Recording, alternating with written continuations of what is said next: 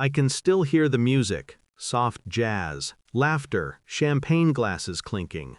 The kind of night where everyone pretends they're happy, successful, untouchable. I wasn't pretending. Not yet. When I reached for her hand, it wasn't for show. It was instinct, years of habit, years of love. But she pulled away, not sharply, carefully, as if my touch itself was bad optics. "Don't let them think we're a couple," she whispered. The words landed like glass in my throat.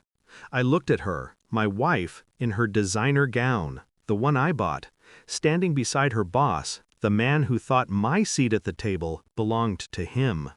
I stood up slowly. My voice didn't shake. "From this moment," I said, loud enough for nearby heads to turn, "we're not." The silence that followed, I can still taste it. We used to dream together. Cheap wine, broken furniture, promises made under a ceiling fan that barely worked. She said she wanted to build something of her own. I believed her. I supported every late night, every promotion, every conference trip.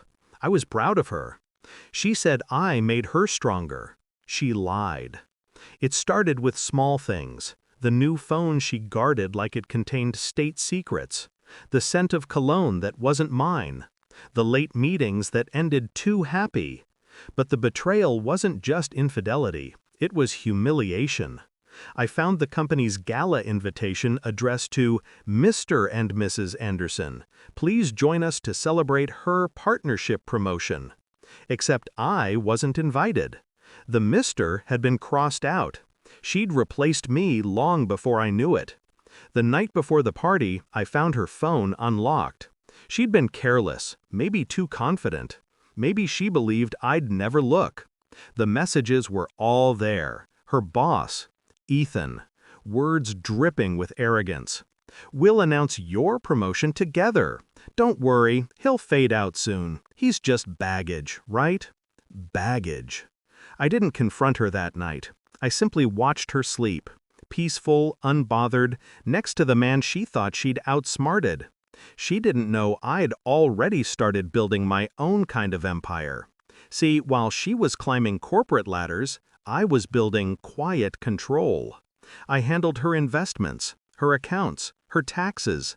She trusted me with everything financial, said she didn't get numbers. So I built her wealth, structured her success. Every share, every asset, neatly tied to the company we both technically owned. The company I registered, the one she never read the fine print of. A joint partnership, 50-50, except my 50 controlled her access. My signatures locked her funds. My passwords held her empire. She thought she had everything. She didn't realize it was borrowed. At the party, I watched her laugh with Ethan. Her hand brushed his arm like it belonged there. The champagne sparkled in her glass. The room buzzed with admiration. And then the announcement. Tonight, we celebrate our newest senior partner, the brilliant, unstoppable Mrs. Anderson. Applause, flash photography, fake congratulations. She looked radiant, triumphant, until she saw me walking toward the stage. "Ladies and gentlemen," I said, taking the mic from Ethan, "before you toast to my wife's promotion, a small update." Her eyes widened. Panic, then calculation. She wasn't sure which mask to wear. "Effective today," I continued, "the controlling stake of her partnership, as well as the shares tied to it, have been transferred to a new owner."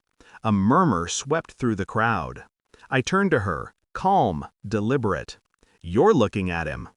The silence cracked open. Ethan froze. My wife, no, she stepped forward. "What are you talking about?" she hissed under her breath. I smiled. "You didn't read the contract, did you? The firm's funding, the equity, all came from our company, my company.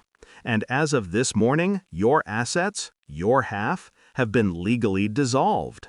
She blinked, confusion twisting into fury. "You can't!" "I already did." I handed the firm's legal counsel an envelope. Inside, transfer documents, timestamps, witness signatures, everything airtight. Ethan tried to speak, but I cut him off. "Oh, and Ethan, the board might want to review your expense reports, especially the ones labeled Client Entertainment. You know, the ones that include hotel stays under her name." Gasps, flashbulbs, the room fractured into whispers. She looked around, the confident, untouchable woman suddenly small, cornered. "You planned this?" she breathed. "Every second," I said quietly. They escorted Ethan out. HR followed my wife. Her heels clicked faster than her breath. By the time the party ended, she had lost her job, her reputation, her accounts. Everything she built on lies collapsed in one night. I didn't stay to watch it burn. I just walked out, calm, finished.